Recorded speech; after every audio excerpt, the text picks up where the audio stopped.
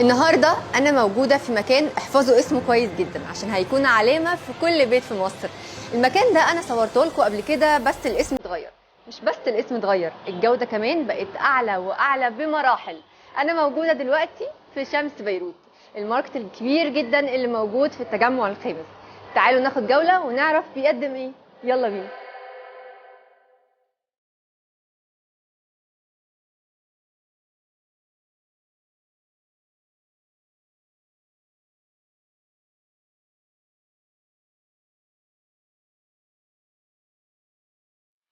انا دلوقتي موجوده في قسم المكسرات، وبيمتازوا جدا في القسم ده ان المكسرات بتاعتهم طازه جدا وانواع كتير بقى، بالجبنه، بالمدخن، بالشطه، بالليمون، بالملح. ان المكسرات سخنه كلها فيها سخانات وبتتقدم لك، ممكن تدوق.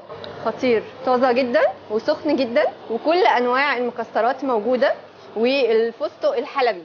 ومن اكتر الحاجات حقيقه اللي انا بحبها لحد الان القهوه بتاعتهم عالميه. تعالوا ندوق القهوه مع بعض.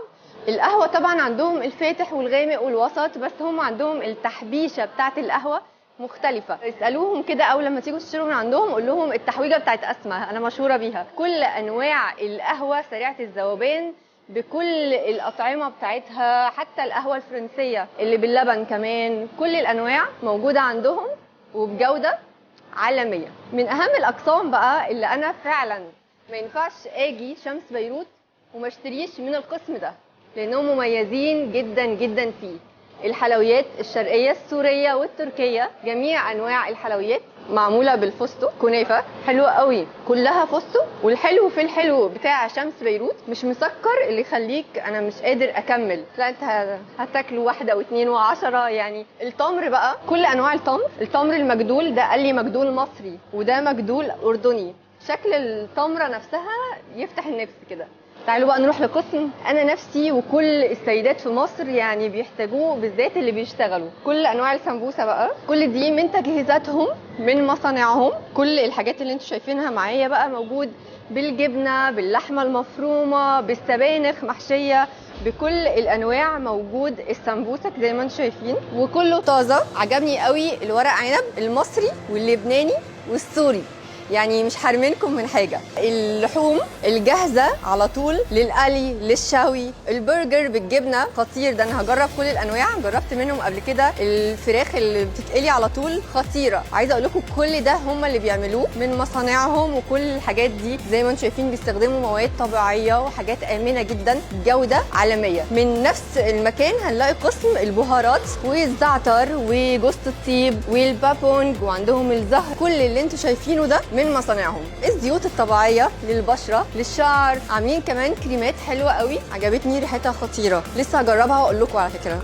بس هي حلوه قوي، الجوده بتاعتها باينه. يعني هتدخل شمس بيروت تجيب كل حاجه بيتك وتخرج وانت مش ناقصك اي حاجه. بس تعالوا نروح على القسم المهم قوي ده قسم الاجبان. زي ما انتم شايفين اللي هيجي يشتري من شمس بيروت لازم يكون لا فطر ولا اتغدى ولا اتعشى، لان هتقف عند كل قسم لازم تدوق، هيدوقوك من كل حاجه فهتخرج شبعين. ده يلنجي حلو قوي.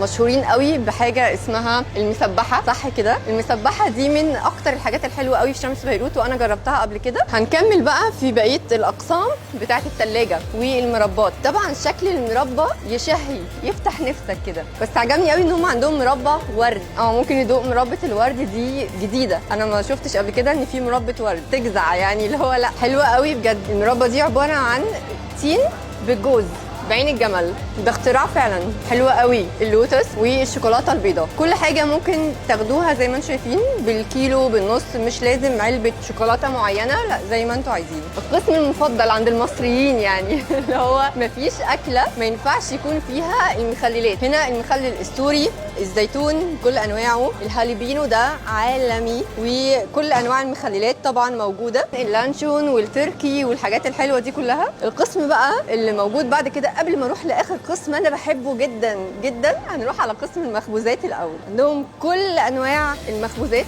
زي ما انتم شايفين، كل حاجه طازه في المخبوزات بتاعتهم، حتى الميني بيتزا والحاجات دي كلها، اللي هو جاي عايز تفطر بسرعه تاخد الفطار بتاعك مع كوب الكوفي بتاعك، فهتلاقي ده كله موجود. المخبوزات السوريه الحلوه اللي باللحوم الجاهزه على طول، والناس بقى اللي بتستخدم البسكوت في التشيز كيك والحاجات دي كلها، كل ده موجود عندهم. قسم المخبوزات في كل حاجه، كله طازه. القسم المفضل ليا والمحبب لقلبي وقلب كل حد، الايس كريم. اهلا بيك. طبعا الايس كريم هنا كله طبيعي، كله يعني انا بحب الفستق، الفستق والبندق يعني. طبعا مادام احنا تمام، احنا عندهم هنا المكسرات السوريه او الشاميه مشهورين جدا بيها، فهتلاقوا يعني دي نصيحه مني ليكم، لما تيجوا تجيبوا ايس كريم خدوا منهم ايس كريم بالمكسرات عالمي. تسلم. ندوق بقى عشان نقول الحقيقه قدام الكاميرا.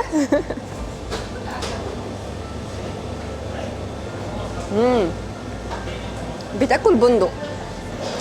شمس بيروت طبعا في كل حاجه، مش بس الحاجات اللي انا فرجتكم عليها، كمان موجود كل حاجه بتخص البيت، سواء زي ما انتم شايفين هنا المشروبات، المعلبات كلها بانواعها، السكر والرز والدقيق وكل حاجه بتحتاجها في بيتك موجوده في شمس بيروت.